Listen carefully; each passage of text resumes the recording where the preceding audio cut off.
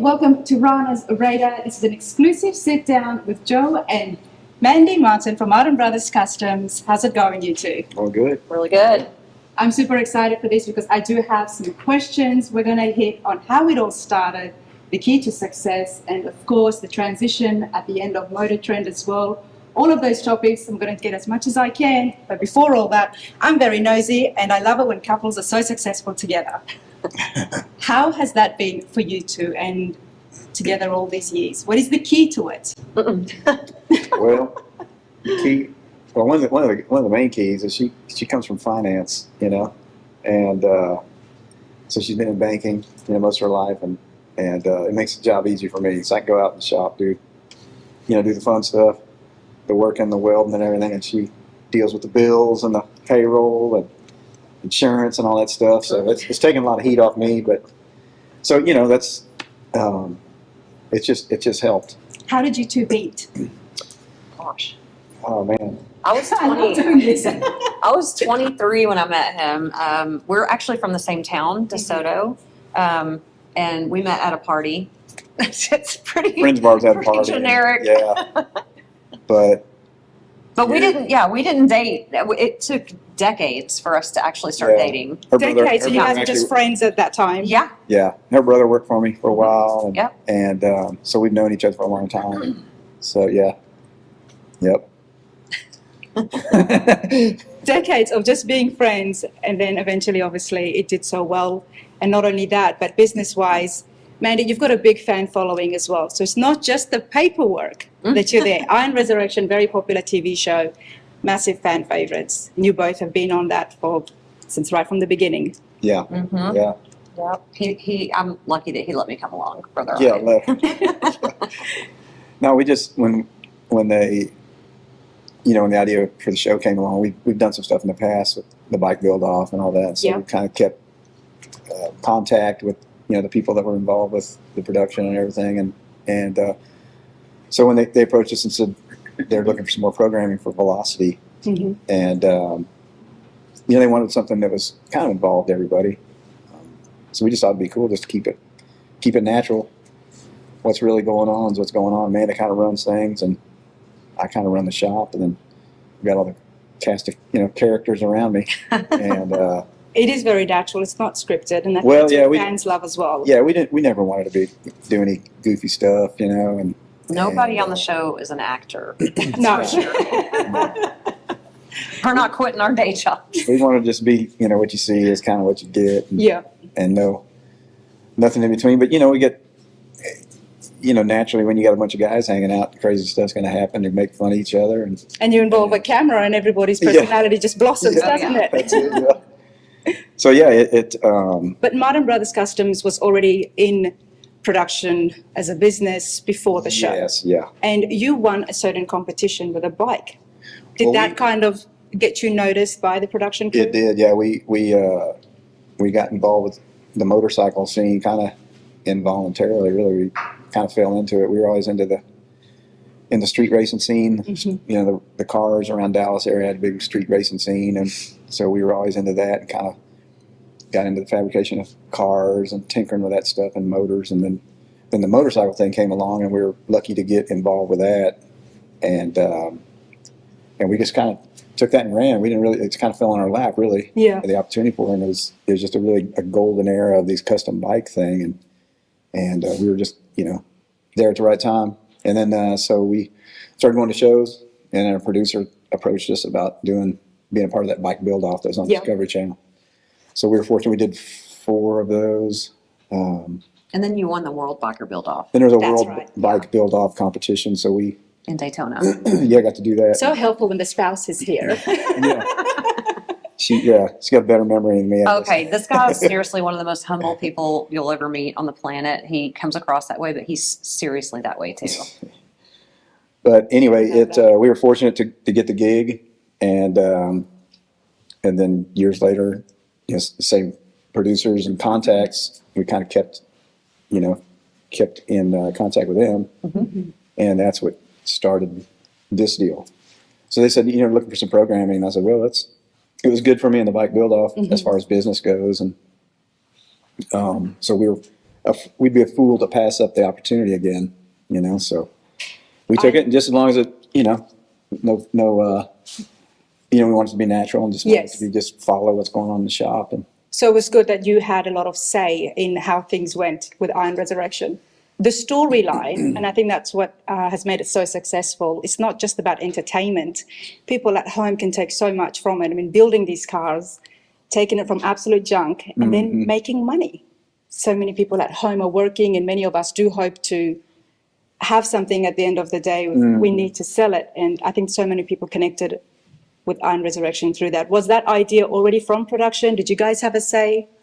I think they always wanted to have a little more of the process in the show, because that was always kind of a goal, was to try to show the people at home, you know, maybe they're stuck in this one place and they need to learn this to get it across the finish line, and maybe Joe and the guys could kind of help them across the finish line. well, I think people can relate to it because, you know, every day is a learning curve for us. I mean, we're not teaching ourselves something new. You run into a problem and you got to figure out how to address that problem. And you share those problems on screen. Yeah. Well, some of them you're like, turn the camera off. But so it's, you know, it's trial and error every day with that stuff, and I think people can relate to it because, you know, for the guys that are doing it in their garage or whatever, they, you know, it's not some big fancy, you know, operation where we got all these designers in there, and, you know, and doing all these things. It's just guys putting their head together and problem solving the best we can, and I think people can relate to it. Absolutely. I mean, such a humble couple. We're here at the Rod Run for the celebrity meet and greet, but so many other shows, lines and lines of people, they're just waiting to see you because they connect with you on screen. That's really nice. Yeah. I mean, that's, we appreciate that. yeah. It's nice to, you know, we're just regular people doing a, you know, a regular shop, and it's just nice to meet everybody and have the support. You know, so. Well, regular shop, regular people, very humble couple. Mandi, this question is more towards yourself. I mean, managing a business, Joe, you get in there and you do the labor, but managing the business, especially the finances, the paperwork, that's a lot of work. And on top of that, you were still part of the production. How did you manage to do that and still stay sane? Well, I'm a busybody by nature. I don't ever stop. I mean, even in downtime, we're always doing something. We also have some Airbnbs on the side that I manage, and then we're building an RV park right now. So and that's not all. We're going to get to it as well. So I mean, you know, there's a lot of stuff you see on camera, but we're just, both of us naturally, we're hustlers. I mean, to the core, and there's just something in us that I can't change it. And I guess that answers my first question on why and how you guys have been so successful, is because you balance each other's energies. We do. Yeah. We do. Yeah. I'm high energy. He does a lot for me because he kind of calms me. He's a steady energy, just all the time. So, it works out for me. You've got your hands busy on so many different projects. I didn't know about the RV park, but I did see something else that I think is just absolutely brilliant. Rescue Texas. Yeah. Tell me about that, Mandi. Well, so Joe and I, we have been taking dogs in, well, even pre Joe and Mandi, just individually. When we first got together, he had 3 dogs, I had 3 dogs, so we were like the Brady Bunch of dogs when we got married. And since we didn't have kids. Yeah. So we've always just done the dog thing. I mean, I don't know. I think I used to watch Pit Bulls and Parolees with him, and I fell in love with that breed, and there was a big misconception about the breed. Long story short, a neighbor of his, during the recession, they moved out of their house, and there was a dog left in the backyard for 2 weeks. The neighbors didn't know the dog was there. Anyways, they called Joe, hey, you know anybody that wants a pit bull? So that was our first pit bull. Her name was Hazel. So anyways, we love the dogs. And so my friend Di and I, we started this RescueTexas.net, and we're just trying to do everything we can to help raise funds for dogs. We do a lot of Southern California pit bull rescue work, but we also do donate to our local shelters. I do a lot of stuff with Dallas Animal Services and the Paws Shelter. And Joe, I mean, he's like, every time I show him a sad face, like, I have this dog though, and they need this and that. And he's like, okay, let's go get them. Yeah. You know how to get it. Rescue Texas, how can people at home get involved? It's a great organization and it's pretty new as well. Very new, very new. Yeah, we're just starting it. We're literally just trying to raise money to donate and raise awareness for dogs. So it's rescuetexas.net. Okay, well, there you go, folks. Now, Motortrend closing was a very big topic. Huge. Huge. How did you guys find out about it? We actually been hearing about it. We kind of been hearing about it, on the pipeline, through all the, our connections and everything. And Every time there's an M&A though, a merger and acquisition with the network, you kind of, the questions start circling, just you'd hear rumors. things, and then of course the merger, you don't really. A lot of people didn't even. Some of the top employees didn't even know it was going to go. It was going to happen. What they were going to do when it merged with the network employees. Yeah. Right. Some people did get blindsided, which is why I asked you guys. Yeah. So we kind of heard what was going on, and everything was kind of up in the air. So they actually, some of the, I think when it merged to HBO Max, because then it just merged from Warner Brothers to HBO, something like that. But it's hard to keep up. Yes. They were cutting a lot of the shows, and they were going to keep some of the main shows. So we ended up staying on, and it was just kind of a waiting game. They were just like, they want us, can you resign? Can you resign? Yes. And we're waiting, but we're hearing through the grapevine that this may not go on. They may shut it down, and so we thought, well, we can not resign, and it allows us to do stuff, YouTube and that sort of thing. Yes. And we weren't, going to be legally bound to that network and not be able to do other forms of, media, whatever it may be. But and 7 years is a good run. I mean, that's 7 seasons. That's. Yeah, it was a great run. I mean, of course, Velocity, and it was great. And then went to Motortrend, and I just think some of the, you get different people running different things now, these different ideas, But we're like really lucky to have been along for the ride. Yeah. We were just grateful for whatever we can get out of it. I mean, we look at it as a commercial for the shop. Because the shop was already there. Yeah. You guys were already set. The business was already set. So this was just the supplement on top. It was a great supplement. Yeah, it was great for business, and Brought us some cool customers. We get to do stuff like this, Rod Run. I love the fact that these shops do go into production, so people at home can not only just see the cars at the shows, but then they can meet the people and see the personalities behind it and connect with them. Yeah. So Motortrend has closed, but you can still watch Iron Resurrection. You can, and then there's we're hearing word too that some of the old players from Velocity and some big money guys are getting together and wanting to start another channel. So You never know what's what's going to gonna happen. So Because And now- Velocity's, it's finished the copyright issues for the names. Yeah. It won't be Iron Res, that's for sure. It'll be Iron Res 2.0, whatever Iron that Res looks like. 2.0. But we're also doing our YouTube channel, Martin Bros Customs. So Tell us about that. yeah, we just launched that. We have we have a really great team, and we feel like they didn't get as much play on camera as we would have liked for them to have during the show. Again, we always wanted more fabrication, more process for people to see. So now that we're going to have full control of the YouTube channel, one of our employees, Adam, he's a metal fabricator, but he's also got a degree in marketing, and he's going to be running our YouTube channel, and we've just launched that, so we're really I excited. love that. I absolutely love that because you have so much more freedom with YouTube. yeah, definitely. It's going to be a lot more casual, and people at home, I certainly appreciate it. If you think this show was not scripted, wait till you see things on YouTube, right? Anything goes. Yeah. Yeah.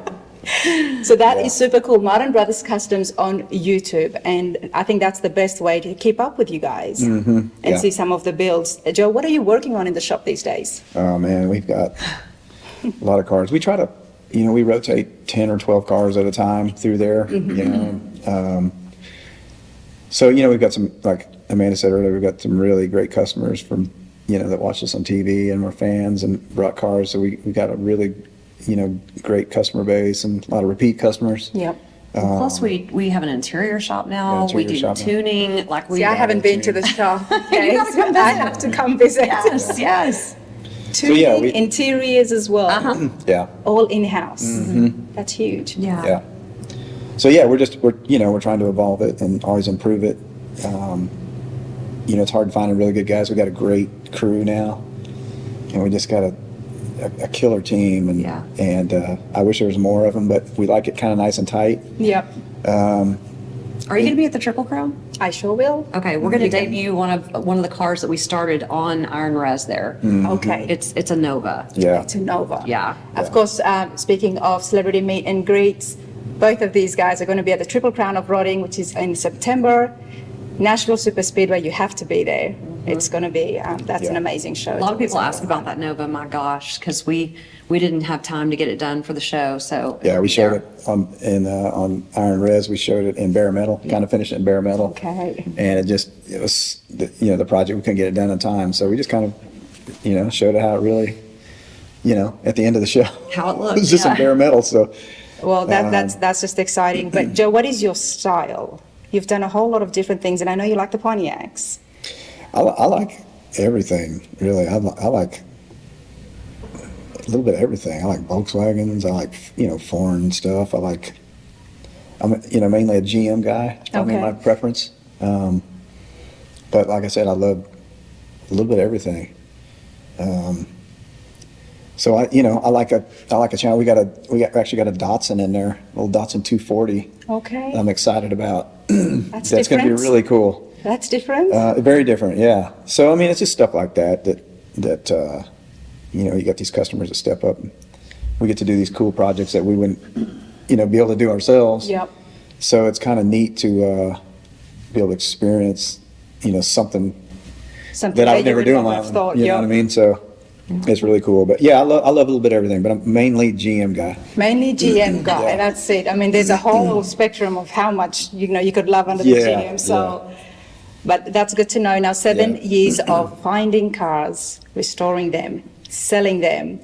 Help us out here, mate. Tell us some points, some tips on what would make a good investment for folks at home building. What should they look out for?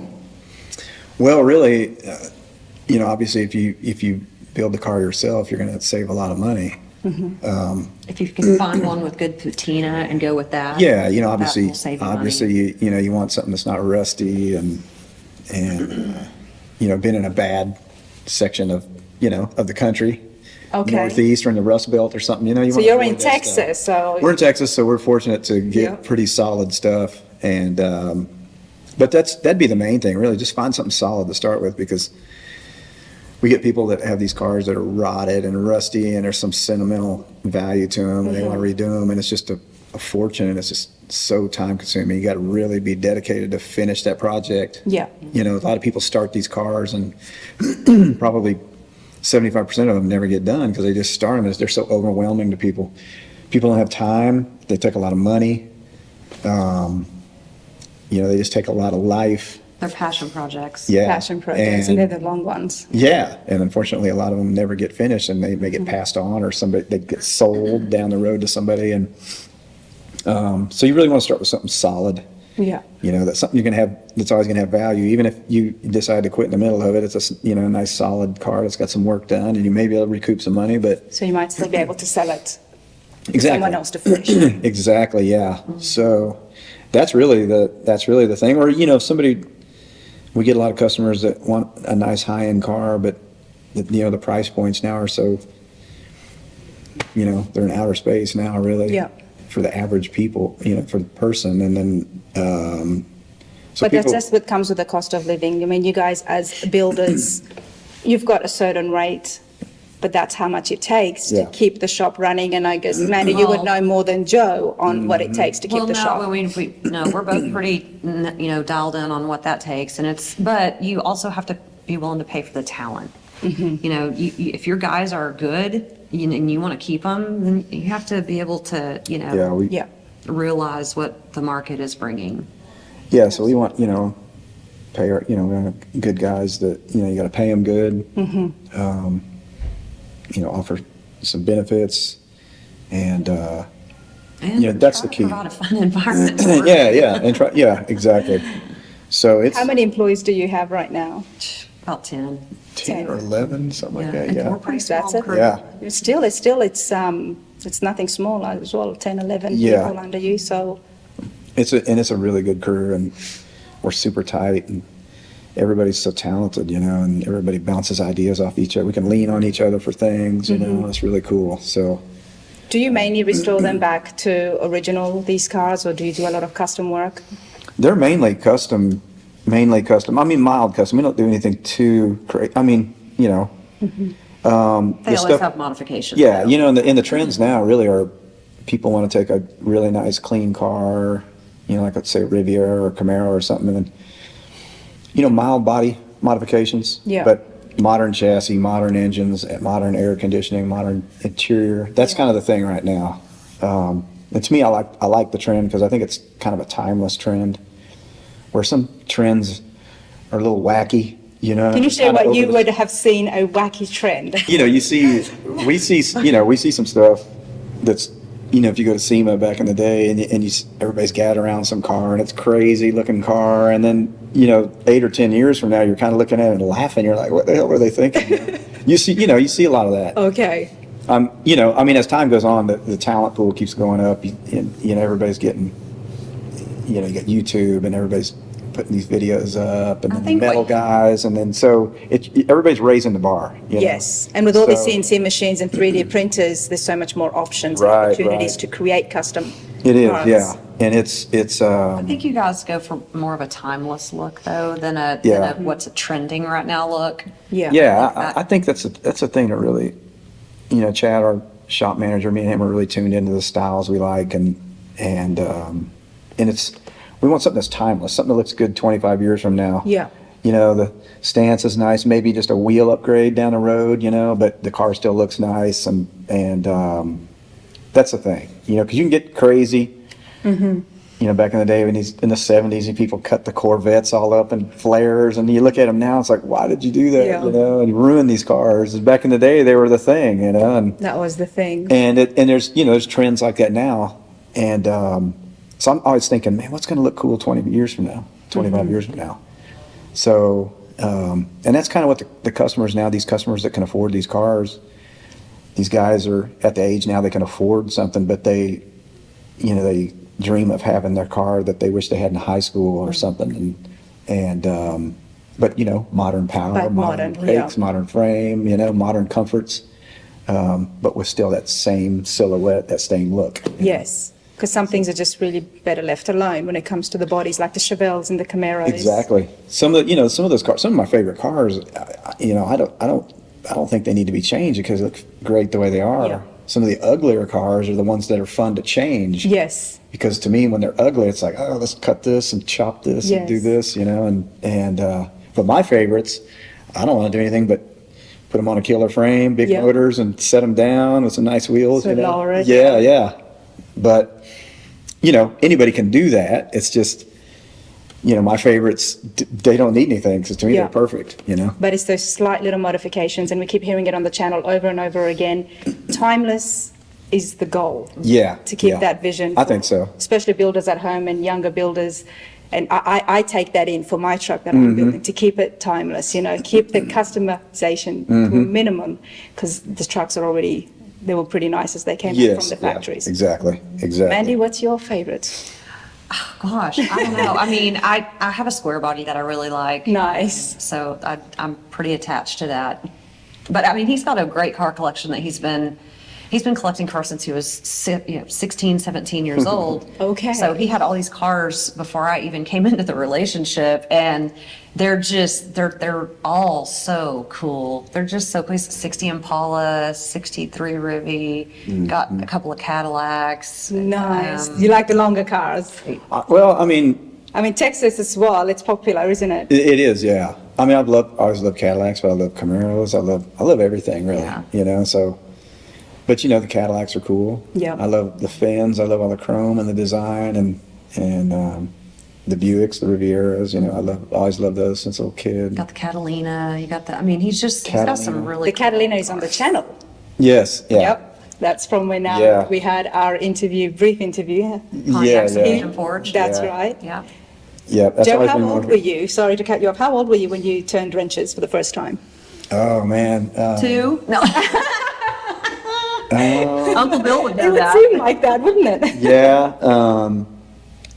Yeah. My uncle Bill, he's the one that was always into the cars, so he was always kind of tinkering with cars, and so.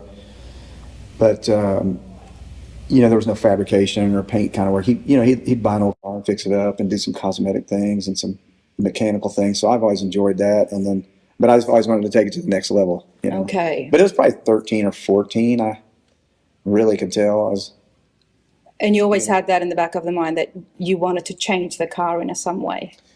Yeah, you had all the hot rod magazines back in the day, and I'd have all the magazines and look at the cars and say, how'd they do that? How'd they paint that? Or how'd they do this? And the races, the racing magazines, all the hot engines and everything, and the blowers, and I always thought that stuff was really cool. And as a kid, you think, it'd be so cool to drive it to high school or something. So always in the back of your head, you always have this dream of having these really cool cars, and I can never afford to get them done. So I was like, well, man, I'm going to do this on my own, figure this out on my own.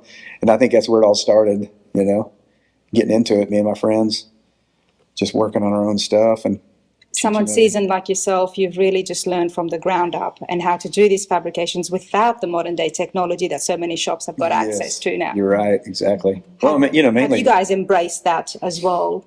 Well, somewhat. I mean, my guys are, the guys I got are really awesome, and some of them went to school to learn things, but most of them. And I have a couple guys that, Caleb. He started off as just a paint prepper. He would help us do paint, and he's one of our best awesome metal fabricator. He's just been doing by it for like 5 working years. with you guys and working in the shop, and that's amazing. Like a sponge. Well, he just sponged off of everybody, Chad and all the guys. Yeah. I wished I had something like that, because it'd take me 20 years to develop what Caleb did in 5 years. You know what I mean? Of having all these guys around him, and it was a lot of it was hand fabrication. Yeah. I mean, there's some equipment involved. We've got Yes. feed rollers and Polmax machines. But when it comes to the CNCs or 3D printers, none of that. none of that. Yeah, we have none of that. So we, everything's still by hand, and we, make little bucks and do everything kind of, eyeball it, measure it, take measures. Oh, it's on my list. So Amanda Brothers Custom is definitely on my list. Yeah. But yeah, we're very fortunate. We have a very talented crew, and we can lean on each other when we run into a problem. I love it. Every really time you cool. guys talk about the shop, you're like smiling, and you can just tell that it is really a vibrant atmosphere in the It home. is. I mean, yeah, we have our days when there's a struggle and we're trying to get something done, or something was done, wrong, or we, didn't do something. You can always improve, and so like I said, it's a learning curve every day. Yeah. And but it's just really cool to be around those talented guys like that. I love it. I love the fact that you guys are thinking ahead for the future as well with the YouTube channel, Martin Brothers Customs on YouTube, everybody. There is a lot more to come. Yeah. There's a lot more to come. Mm-hmm. Yeah. So Triple Crown of Rodding is where we're going to see one of the reveals. Mm-hmm. Yeah. Well, we've been trying to, since they launched that show, that everybody's said, man, you got to go to the show. This Triple Crown's so awesome. And we never had anything ready. When it comes around, it's like, we don't have anything done. And so hopefully we got a couple cars we're going to try to get done for it. And it seems to be the place to showcase. Well, it really is. I mean, I've been there right from the beginning when the Triple Crown of Rodding was launched with Bobby and Gary, and they've done a phenomenal job. Each year it's gotten better, and this year it's even more better as well. So we've been following those updates. So there's a lot of videos and interviews like the recent one we had with Bobby as well. So you got to come down to the Nashville. You get to meet Joe and Mandi as well. You get to see amazing cars and so many other celebrities and top builders of the country. But I'm just super excited to get to know you guys a little bit more. We keep bumping and running into each other, so I do appreciate this. Yeah. Thank you. Thank you for having us. Yeah, thank you. Absolutely. I'm going to see you at the Triple Crown of Rodding in September. All right, we'll be there. Unless I get to the shop before then. Yep. Thanks, you guys. Thank you. Thanks.